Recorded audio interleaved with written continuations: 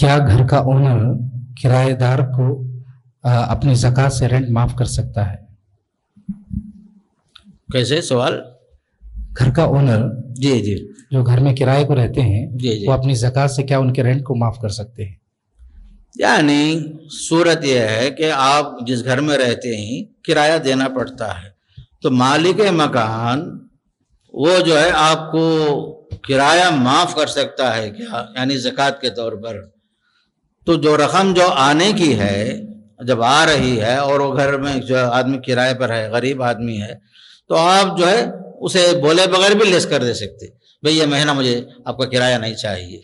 तो उसे बोलना ज़रूरी नहीं है कि आपके किराए को मैं अपनी ज़कात से लेस कर रहा हूँ, आप कबूल फरमाइए, ये सब बोलने की ज़रूरत नहीं है। आप खामोशी से आपने उसकी अपने ज़कात में से लेस कर दिया। एक सूरत यह है।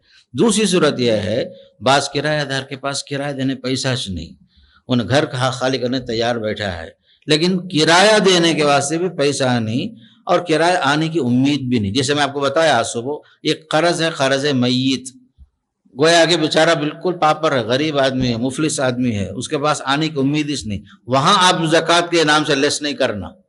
जो किराया आने की उम्मीद है, 2-4 दिन में देने वाला है उन्हें, तब आप बोलेंगे नहीं भाई आज आप इस महीना मत दीजिए, कोई बात नहीं है, हमारा हिसाब अल्लाह के पास है, ऐसा बोलकर छोड़ दे सकते हैं। लेकिन जो खर्च आने का नहीं है, जो किराया देने का नहीं है, बेचारा जो है वो उसके एडवांस में से कट होते जा रहा है, इसलिए कि उसके पास देने का नहीं है, क्या भी नहीं, बेचारा बिल्कुल मुफलिस आदमी है। तो ऐसे आदमी के बजाय जिसके पास से आने की उम्मीद है और आप जो है उसे लेस कर दिए, बोले नहीं इस महीना मत दो, पहले ही बोल दिया, कोई हर्ज नहीं। ज़कात की रकम भाई बोल बोल को देने ज़रूरत नहीं, साइलेंट देकर आ जा सकते। हदीस में आता है, एक साहब ज़कात की रकम लेकर निकले, रात के अंधेरे में जग दिए, सुबह मालूम हुआ एक चोर को दिए ही उन्होंने, दूसरे दिन मालूम हुआ फिर दोबारा गए, बाद में देखा तो एक मालदार आदमी को देकर आ गए।